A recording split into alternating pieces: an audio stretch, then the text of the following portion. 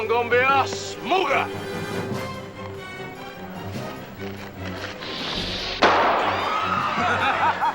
Happy 4th of July from the Bingo Long Traveling All-Stars and Movie Kings. There are certain rules that one must abide by in order to successfully survive a horror movie. For instance, number 1, you can never have sex. Big no-no!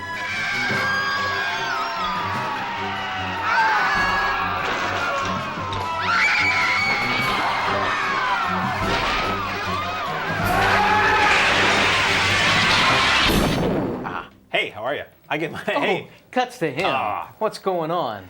Those little free Milky Way bars, they Yeah, pay I off. see where their bread is buttered. So, hi, I'm Mark. And I'm Tom. And we are the Cinemaniacs. So we have a leisurely show today. We do, but as a matter of fact, actually, relative to extracurriculars, you and I have 2 movies in common, don't we? We do. It was a unique weekend for us. We went to see Cinematic Titanic Yes. in Concord, New Hampshire. For those of you who don't know, Cinematic Titanic is most of the cast of the original Mystery Science Theater 3000 doing more or less the same thing with a different set of movies. And they do a live show. They were DVD-only releases over the last several years, and they started doing a live show that was really successful. So we saw them in Concord. We saw them do the late 50s Roger Corman film The Wasp Woman, and the early 70s Ted V. Michaels film The Doll Squad. Yes. And what's cool is they have little like funny things on screen and little factoids and tidbits before the show, and then one of their troupe comes out and does like a little. They kind of alternate from show to show, but somebody comes out and basically does stand-up. Right, some pretty funny stand-up, too. Funny and really, really smart and reference-y kind of stand-up. And then they come out and introduce everybody and they just do the film. Yep. And then afterwards they'll hang out in the lobby and sign autographs and shake hands and kiss hands and shake babies. And they always do 2 different movies when you see them. Right. And so when we saw them, they had a deal where if you had tickets for the 7 p.m. show, the 9:30 show tickets were half price. So every time I've seen them, I've done that, and it's totally worth it because everything is different. The pre-show entertainment is different. They did, not to give anything away if you're going to see them, they did Dramatic Titanic, where they enacted a scene from Ibsen's The Dollhouse, or A Doll's House, and had a guy riffing it live, and it was hilarious and very, very smart. So I had a great time. There was somebody there, because everybody there is Mystery Science Theater fans. Somebody had a completely accurate crow robot. Some amazing crow and a completely servo. accurate Tom Servo was sitting right next to us. Right. And you went with your youngest son. Yes, and who loves all of those things. And you actually, and I think you've turned me on to this because I wasn't aware that they did these things. And so Walter and I had a great time. It's a lot of fun. And it's so laughing so hard, so consistently for so long. And sadly, this is their farewell tour. So wherever you may live, look up cinematictitanic.com and see if they're coming to a town near you. Tickets are very affordable. Yeah. And it's really funny, and chances are you're not going to have this chance again anytime in the near future. Not with these folks, I don't think. No.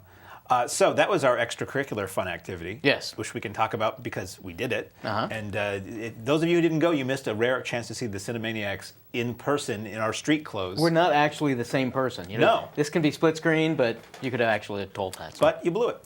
So we have new films to talk about this week. As a matter of fact, we do. And by how slow we're getting to that fact, we don't have 18 to cover this week, so we can take our time. That's right. But what's funny is Cheshire TV, where we videotape, is closed next week. So the next new episode will be another one where we're trying to get through 20 movies we'll in have 50 20 minutes. Of them. If you would. I'd be happy to. So, boy, in the future, a lot of bad things happening to the Earth lately. But in the future, we're going to get, we may well be attacked by a bunch of big old bug-like creatures and things like that. And who are you going to turn to? Well, isn't it the most logical thing to turn to a group of like kids who like to play video games? That's really what you have to do. And the guy who's going to save you will be Ender in Ender's Game. And they all die. Consume, right, exactly. Oops, did I give it away? Sorry, you No, saved probably $8. So I've never heard of the book for this. Okay. I'm literally ignorant at times. I read it, and my kids are just nuts about it. And it was a series of books? It was multiple books? Ender's Game, Ender's Shadow, all sorts of. This was late 70s, things. I believe? Yeah, I think so, when the first one came out. So I'm coming to this as somebody who saw it's a trailer sci-fi once. flick to you. Sci-fi movie with kids. Right. I thought this was okay. I didn't love it, but it held my interest throughout. Only toward maybe the last 10 or 15 minutes, I was starting to feel like you can wrap this up now. Okay. But beautiful visual effects. Yeah.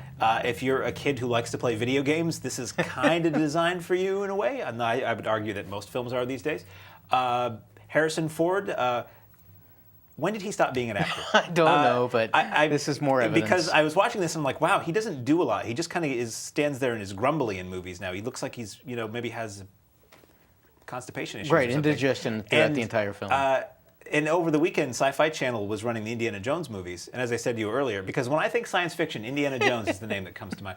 And I'm watching that, and he's so dynamic. And I'm like, wow, really, at what point did he just kind of stop trying? That aside, I thought this was cool. A lot of adults in the audience at the matinee that I went to. I would almost say more adults than kids. It was a pretty packed matinee. And everybody seemed to enjoy it. I mean, there was no talking during the film. There wasn't any cheering either, but people weren't walking out like they had just left a funeral. They were people were into it.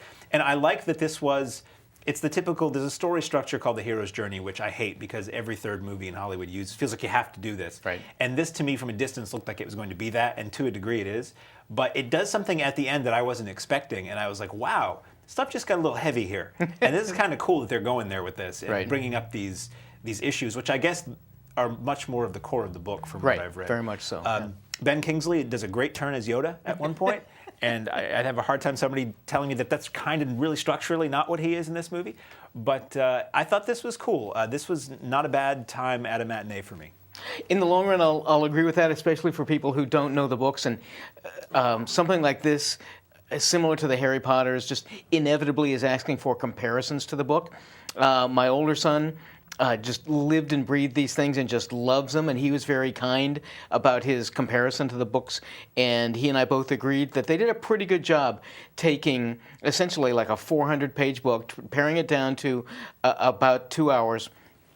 In many respects, I thought the first half hour, my younger son was much less kind, by the way, but I thought the first half hour was really pretty campy and overblown, over the top, sort of silly, juvenile, militaristic stuff.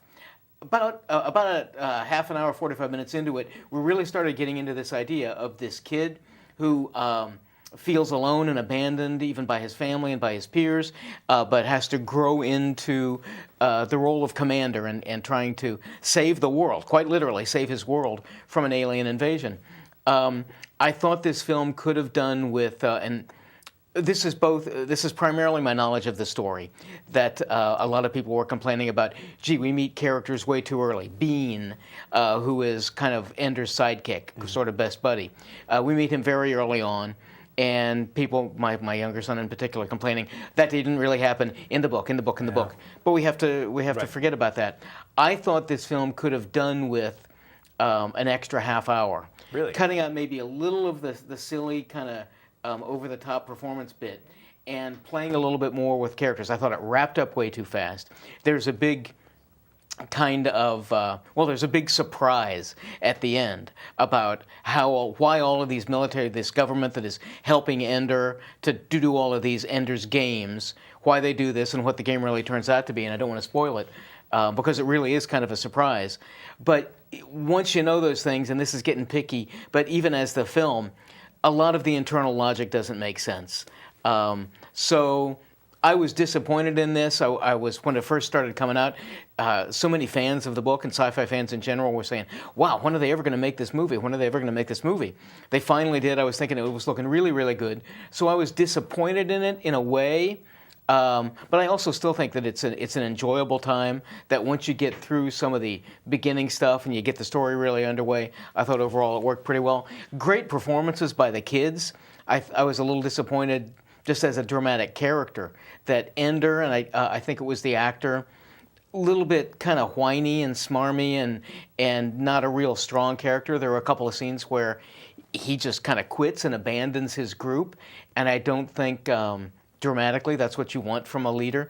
But I thought his core group of child actors were really, really good, very entertaining. This sets itself up for a sequel, maybe, but kind of does, so it could kind of go either way. My ultimate comment was I was disappointed in how rapidly it got underway, how rapidly it wrapped itself up. I wanted it to take a little bit more time with itself. But as you say, I thought production design was unbelievable. Audio effects, special effects were just terrific. And there's certainly enough of a story there, certainly for adults and for the kids. One of the things that I took away from it being impressed by was how much it focused on intelligence and strategy. Okay. It wasn't about brute force and just kicking ass and blowing things up. So much of it was getting into, if we do this, then this can happen, and then this can happen. And you don't really see that in films, especially when you're talking about kids. I mean, he's supposed to be like a super genius, so that's different. But that's the one thing when I walked out and was talking to one of our pals who work at the theater, is I was really impressed that it was a lot of it was about like strategizing and military planning and planning ahead so that you can follow through on it. And that planning ahead and being smart are not virtues that really are pushed in films for kids that often. Well, I think beyond the fact that it did emphasize that, it emphasized, as I think you're alluding to, exactly the opposite, that it isn't about brute force. It shouldn't be about just going and destroying your enemies. It needs to be about learning and understanding your enemy. And I think that was both the point of the book and the point of this film. I just kind of wish they'd... A lot of important adult themes in this, and this is kind of about these kids learning this stuff, and it's not really a coming-of-age story, but I thought they could have dwelled a little bit more on it for me, and this could have been, edged itself into a real kind of classic genre of, really terrific sci-fi films. As it is, I think it's a perfectly enjoyable, action-packed flick. Absolutely. Yeah. Speaking of youthful casts, yes. Michael Douglas, Morgan Freeman, Robert De Niro, and Kevin Kline star as a group of friends who've been best friends since the 50s who reunite for Douglas's wedding to a child bride in one of my favorite places in the world, Las Vegas. So, I had been looking forward to this, partially because I was tired of seeing the trailer, because they play the same trailers before every movie, and we see at least 2 a week, so multiply that times months, and you get tired of seeing the same trailers.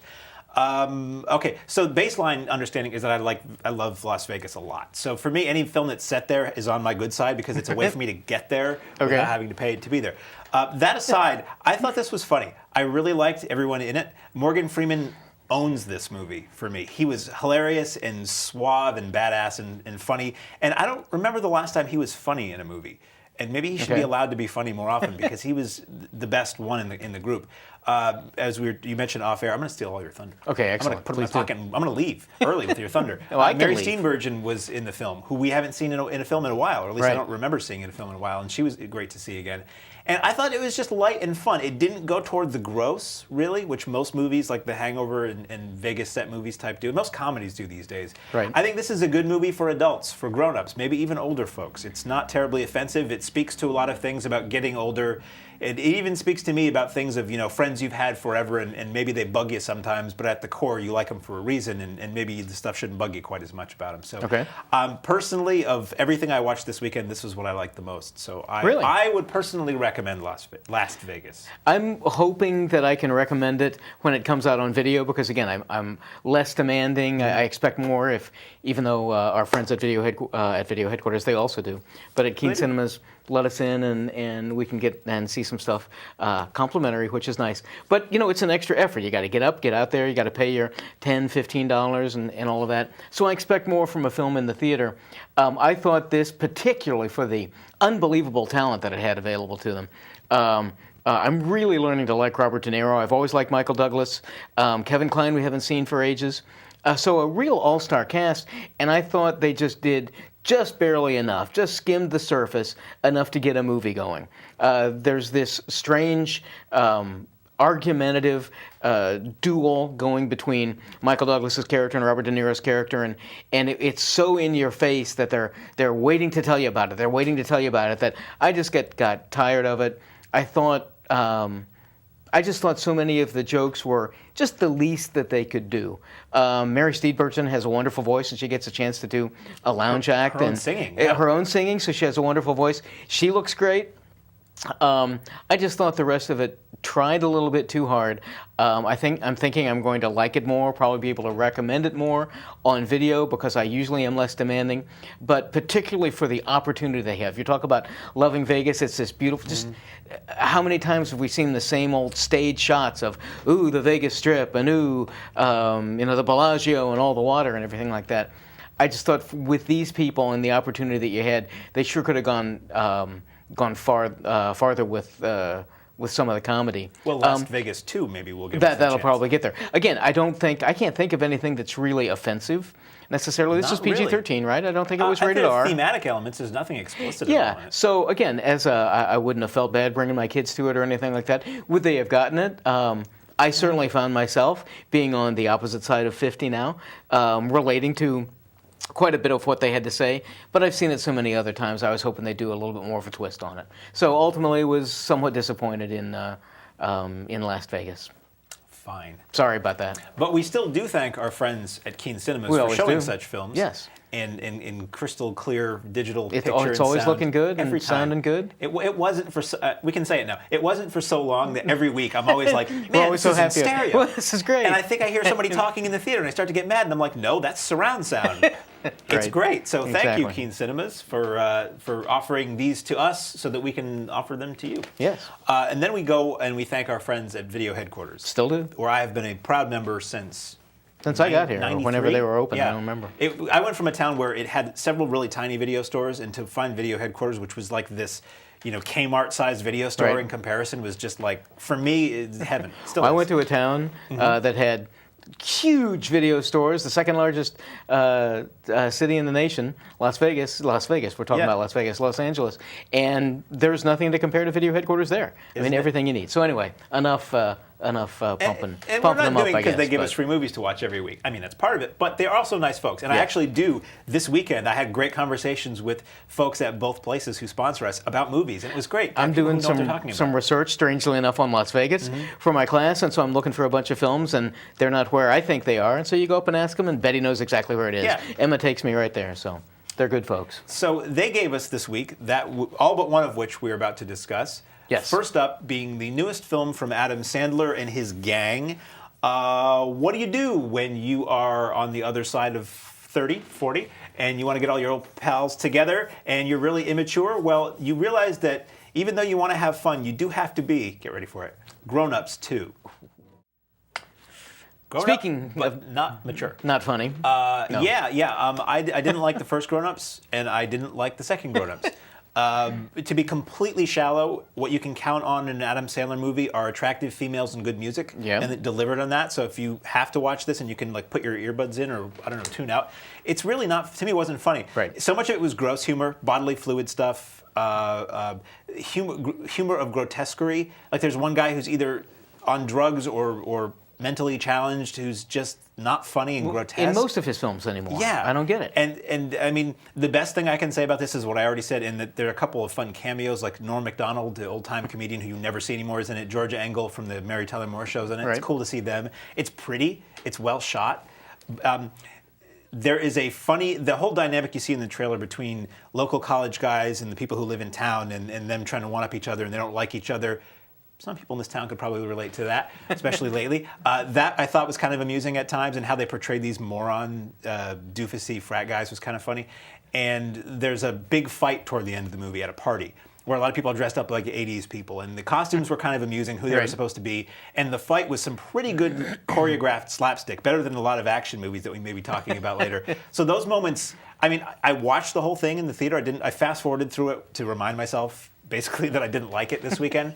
So I really, if you like Adam Sandler, you probably like this, but I didn't really find anything particularly funny about it. I don't know if I can agree with your last comment about liking Adam Sandler. You're probably like this, because I like Adam Sandler. I think he's done a couple of like the top 10 funniest movies ever made, but granted, that was what, 20 years ago. Yeah. So I don't know what's happened to him. You and I were talking off air, and I'll steal a little of your feel free, thunder I'm since done. you took a little of mine. Oh, hey. No, but you had said that he's just kind of getting lazy.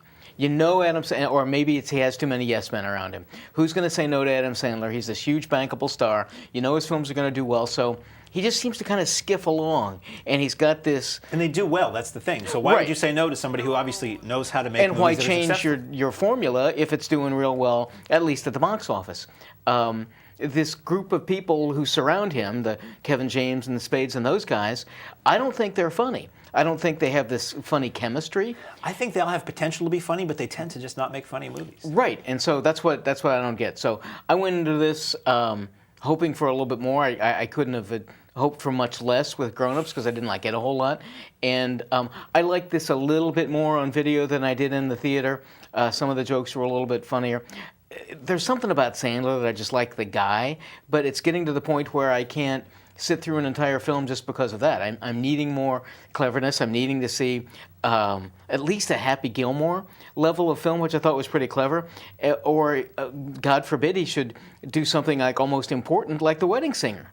Or 50 First Dates. Punch Drunk Love? Punch Drunk Love was a brilliant film. But I think in that one in particular, I think you have a director who's directing him and actually in control of him. I think Sandler's got too much control of his stuff now. If you like that kind of stuff, you're going to get what you want. And we're going to keep seeing more of those. I just wish he'd try harder because I think he's a more talented comedian than this. And certainly for grown-ups too. Anyway. Speaking of trying harder with at least a little bit of talent, at least one of them has talent, Channing Tatum is a wannabe CIA Secret Service hotshot who just doesn't quite make it. And so he's taken his little girl on a tour of the White House, where Jamie Foxx happens to be president. And wouldn't you know it, terrorist attack. And it gives Channing Tatum a chance to try to figure out why we're going to see White House Down. And everybody dies. Way too Did I much give that time, one if away you too? ask me. So this was by the way Fate worked, or studios, this was the second out of the gate in Right. terms of the terrorists take over the White House Right. movie sweepstakes. Olympus Has Fallen came out first, so we saw that first. Right. I loved Olympus Has Fallen. As did I. Great, wise-cracking, dead serious, kick-ass action movie. This I thought was awful. I Yeah. didn't like it at all. I don't like Channing Tatum. I think he's not an actor, so there was that. It had that not going for it.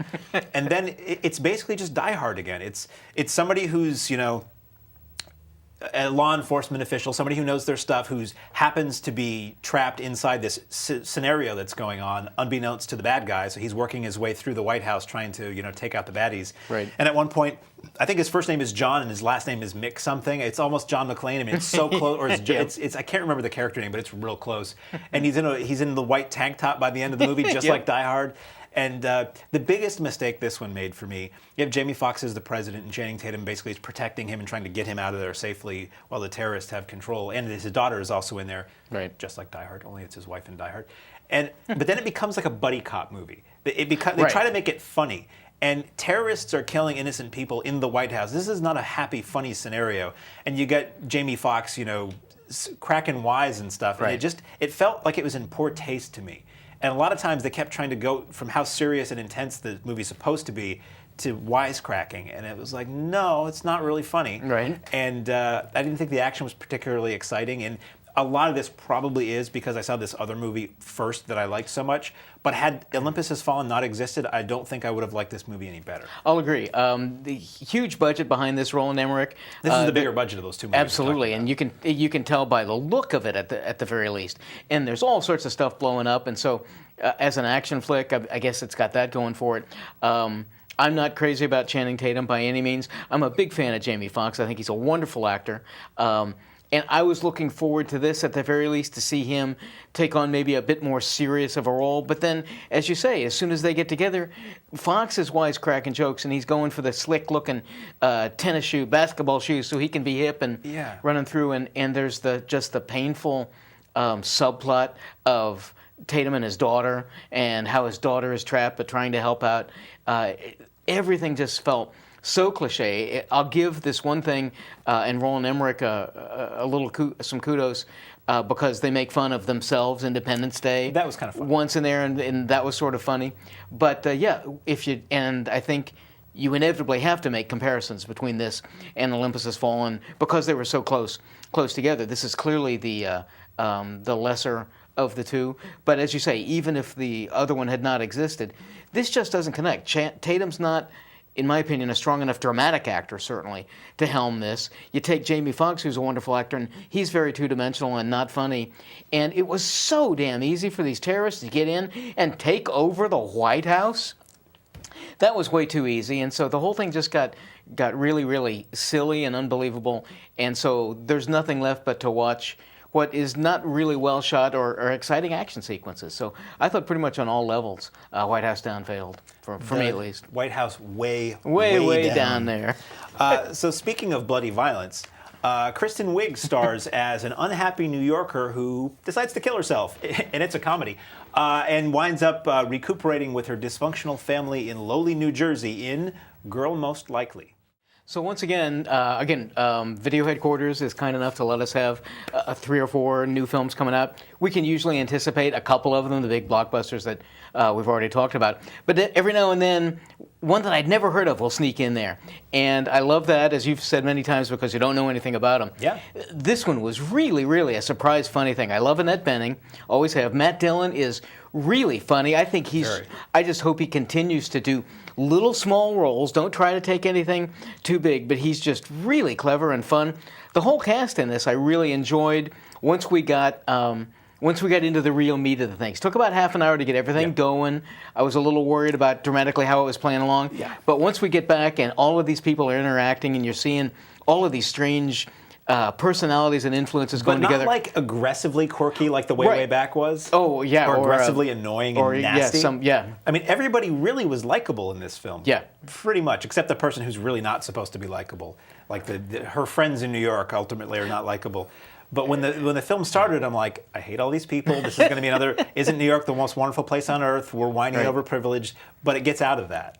I'm sorry, I cut you off. No, it started to feel like a Wes Anderson film. Yeah. His latest ones, where there's this film is going to be about how quirky and weird can we make these people, and then you find out a couple of them are deservingly so. But I think they set it up that way, so that when we get to, I can't believe I'm going to say this, when we get to Jersey, it's actually pretty enjoyable, and I had a really good time with Girl Most Likely. Well, it's so funny, if I may attempt to be clever and fail.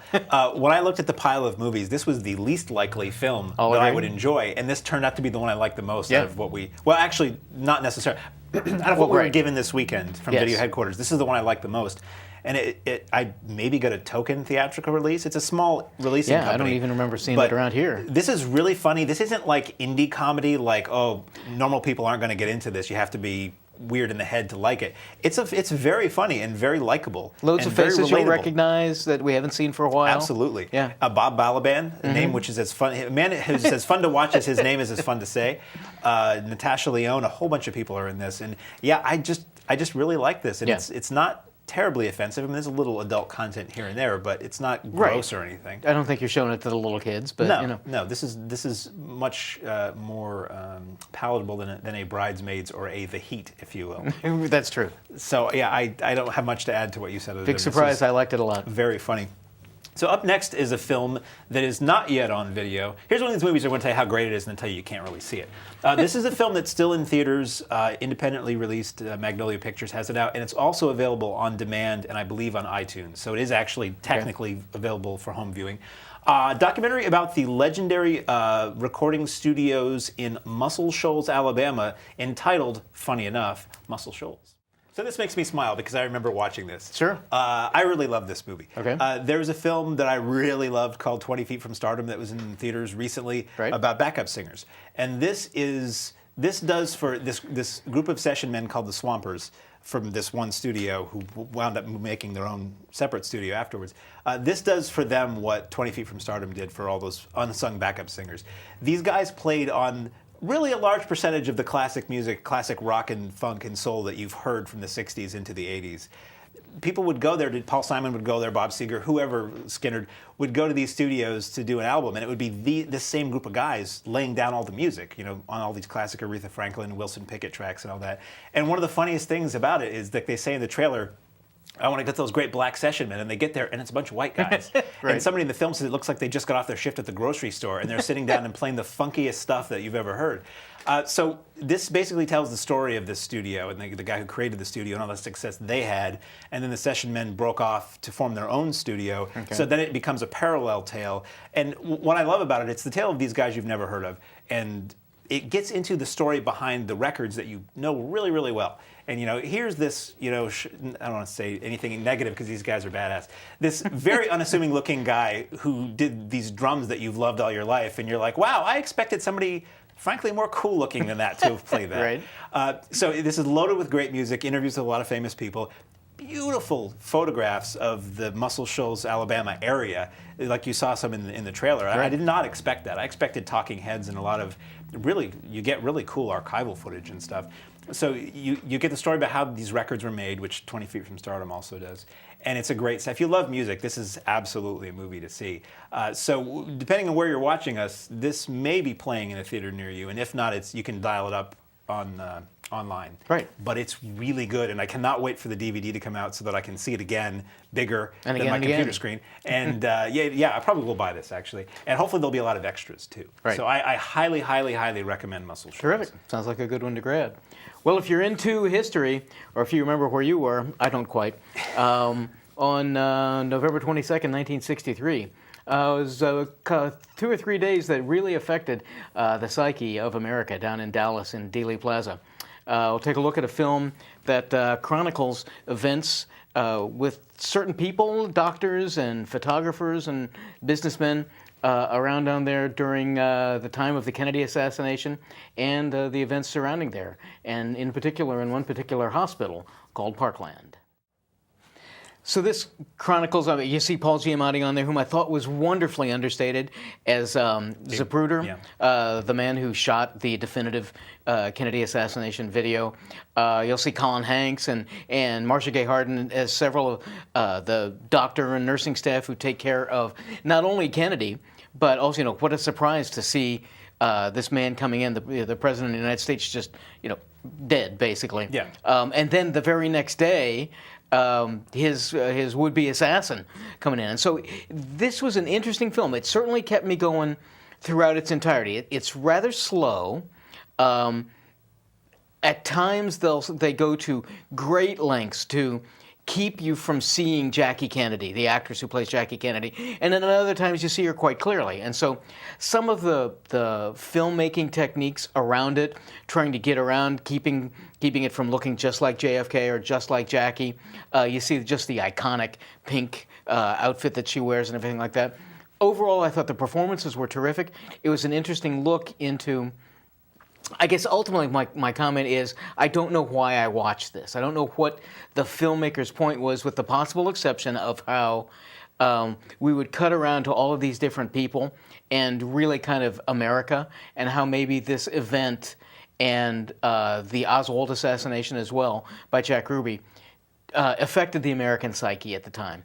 Beyond that, I don't know why I watched the film, what I was supposed to get out of it, with the exception of there were some stellar performances, some wonderful imagery, and it struck me once again at probably the most intense moment for American history. I don't know when else the assassination of a president could have been more affective, AFF, with our just recently getting out of the Bay of Pigs, with our Cold War with the Russians, Castro being down there. I think it was an interesting moment. I was 1 year old, just barely 1 year old, when JFK was assassinated.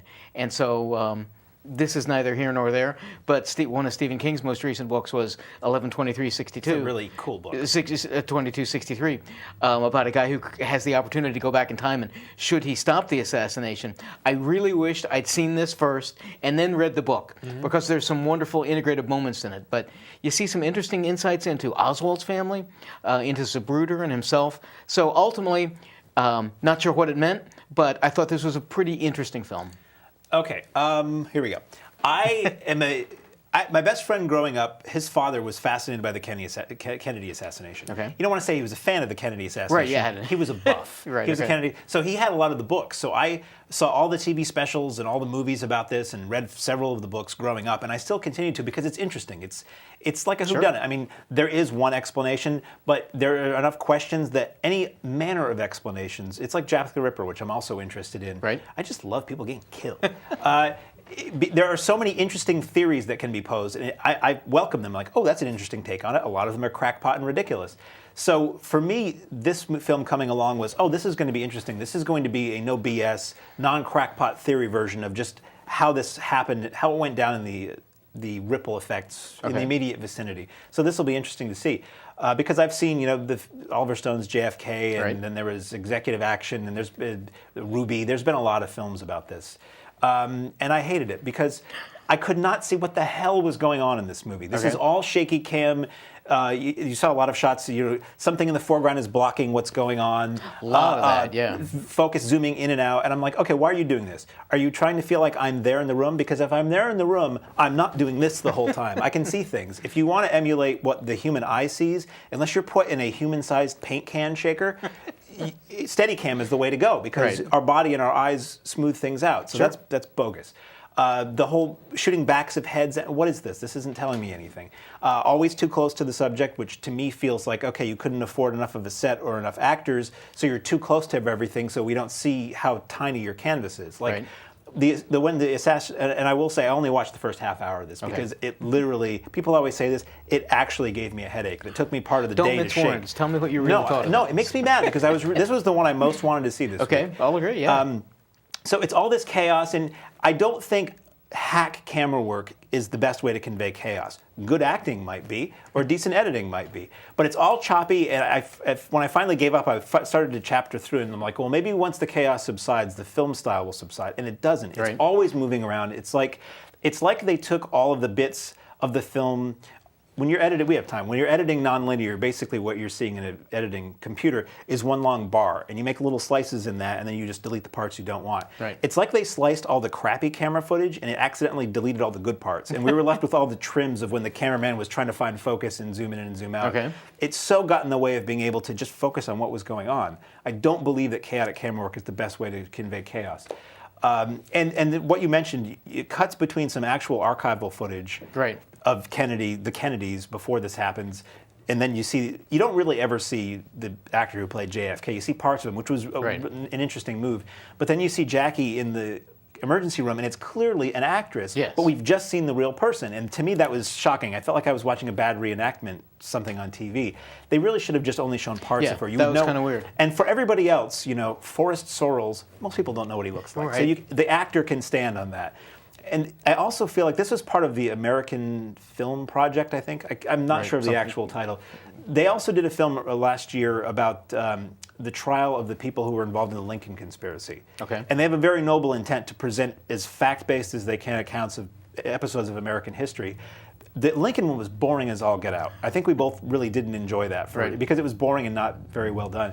And this is like, again, I couldn't get into it because it was so badly shot and edited and executed. And so much toward the beginning of the film, I'm like, if you didn't know who these people are and what happened, I wouldn't know what's going on. Like they're in the hospital and they're hustling LBJ down the hallway, but they never say who it is or anything, and it's just a bunch of guys in suits who look the same. It's like, what's going on here? I mean, they give you a little bit of background, like who some characters are with like their character, actual people, who their name is on screen, and there's a little bit of text here and there. When the assassination, I'll speak of what I saw. When the assassination happens at the beginning of the film, you basically are following Zapruder down from his office with his secretary and his little camera to shoot it. But it's so tight on him, you get no sense of the layout of Dealey Plaza at all. An aerial shot would have been nice, or actual news footage of the day. And you're really tight on him when it happens. And basically, I think you see basically a reflection of the Zapruder film either in his glasses or in the lens of his camera. In his glasses. And I can understand maybe not wanting to show that until they watch the film and get it developed. But it gives you a sense of, again, if you're not there, if you're new to this story, what just happened? It's just chaos. And it makes me very mad because I thought it was a really blown opportunity for an interesting straight-ahead telling of this story. And maybe I always feel like a documentary is a better way to get a story than acting it out, because you have the actual people, you have the actual words, you have the actual images, and there's no shortage of imagery from that period. And it's felt like they even took the shakiest parts of the archival footage to use in this film to keep that aesthetic, which just...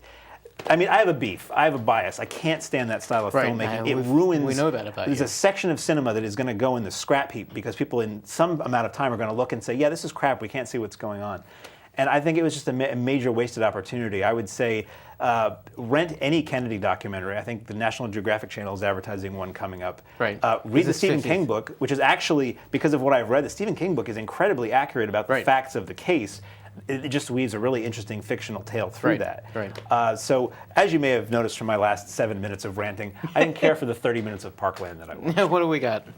We have 4 minutes left. We got a little time left. Yeah. To respond to your comments, I'll agree. I noticed in particular, and I may be giving too much credit to the filmmakers or trying to, because again, I didn't know at the end what I was supposed to think about this. Right. So I may be trying to give too much credit to it, but you're right about following Zapruder. It's really tight. You don't see Dealey Plaza. You don't understand, you get nothing about the book depository. You were going to say something else. depository. I always but do. Yes, I do. The book depository, or where Oswald was supposed to be. In fact, the first person relative to Oswald we're introduced to is actually his brother, James Badgedale.